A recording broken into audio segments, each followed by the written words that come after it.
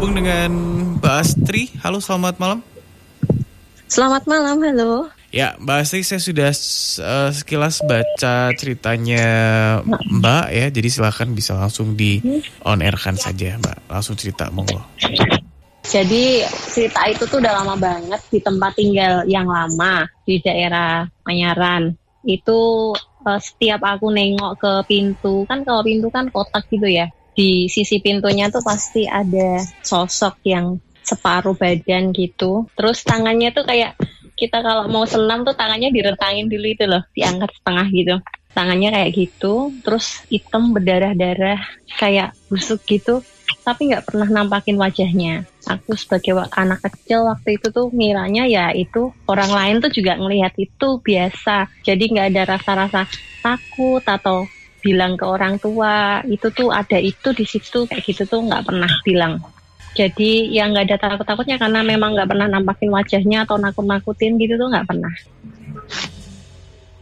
Tapi Terus waktu itu yang dilihat apa Mbak berarti Mbak selain sosok itu? yang dilihat, kalau yang aku lihat sih sosok itu aja, sosok yang separuh badan di setiap pintu. Setiap pintu manapun di rumah yang aku nengok itu pasti ada dia. Jadi kayak anak kecil kan lihat ke arah sana, itu ada sosok itu.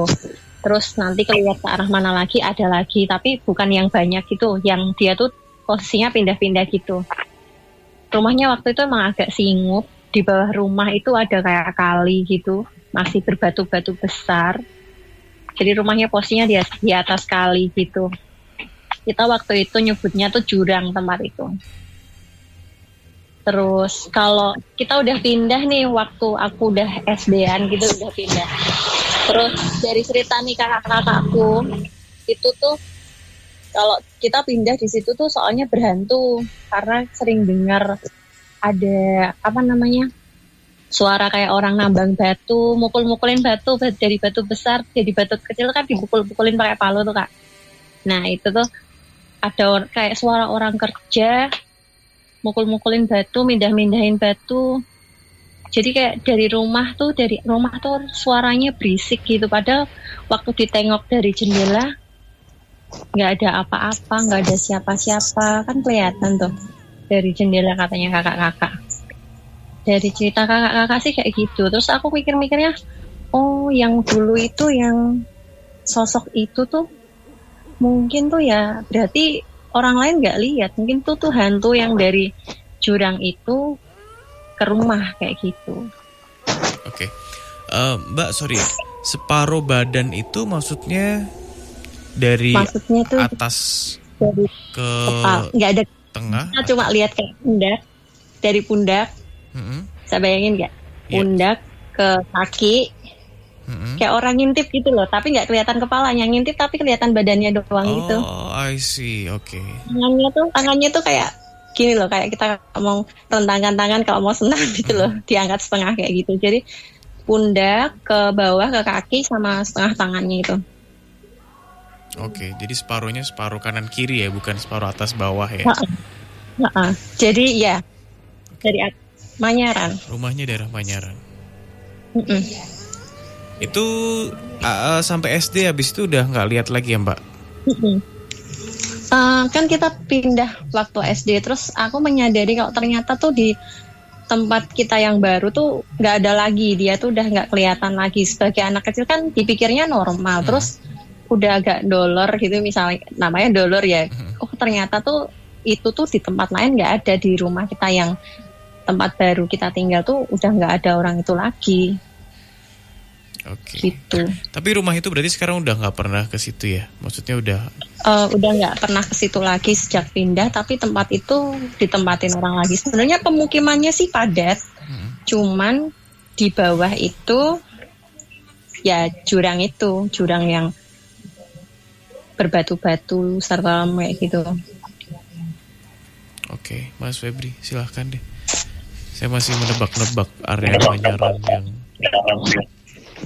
yang dimaksud itu loh. Selamat malam Mbak Astri. Mas Febri. Ya.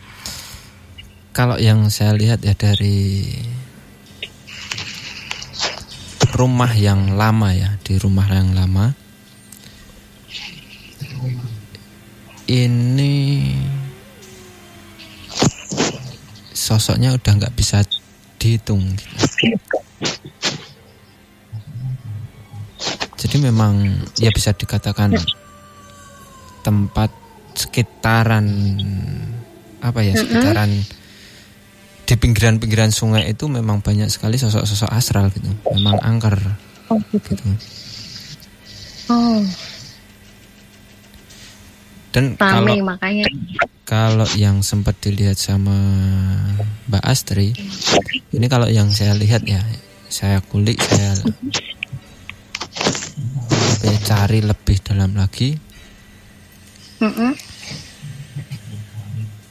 Sosok ini korban pembantaian. Kalau yang saya lihat korban pembantaian seram sekali, berdarah-darah gitu, tidak busuk gitu. Seram. Pada waktu Mbak Astri melihat itu, apa ya, kayak sosok ini hampir nggak ada kepalanya gitu ya, Mbak? Iya, makanya kan yang saya lihat cuman pundak, tangan, ke bawah sampai kaki. Kepalanya tuh tidak pernah memperlihatkan dan tidak pernah yang tampak terus menakuti kayak gitu tuh, tidak pernah. Jadi memang ya, pada waktu sosok ini dibantai gitu ya. Ini memang kayak ini Mas, jadi kayak tangan ini direntangkan, terus kayak diikat gitu loh Mas, supaya dia nggak bisa gerak, terus langsung kayak dipenggal kepalanya gitu. Tapi itu berarti di zaman perang gitu-gitu masuk. Ini zaman-zaman apa ya, penjajahan Jepang ya. Karena yang saya lihat sosok yang membantai ini orangnya dari postur tubuhnya itu kayak orang tinggi kita gitu loh Mas. Kecil-kecil gitu loh. Ya Jepang banget ya. Itu kalau yang sering kali dilihat sama Mbak Astri, yang saya kulik adalah seperti itu. Ya.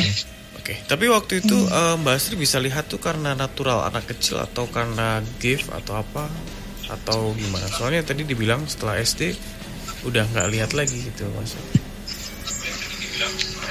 Kayaknya mungkin karena waktu itu masih kecil aja. Sekarang udah nggak pernah lihat apa-apa lagi sih Mas.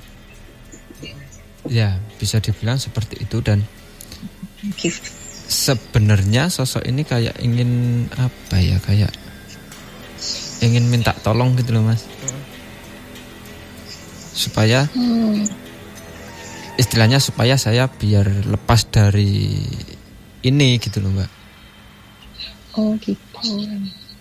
Cuma yang namanya orang kecil, nggak usah orang kecil lah, orang yang nggak paham dunia seperti itu gitu kan. Kalau kita dilihatin kan kita nggak tahu maksudnya apa gitu loh Mas. Iya betul. Nggak usah yang anak kecil gitu. Yang ada malah takut ya. Iya. Jadi sosok ini kayak mau mengirimkan pesan, mau minta tolong, tetapi dia sendiri juga bingung harus gimana gitu loh Mas.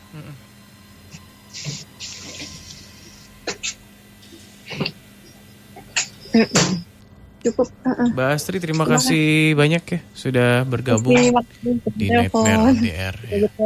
Selamat malam, selamat istirahat ya, selamat dengerin Nightmare on the Air juga.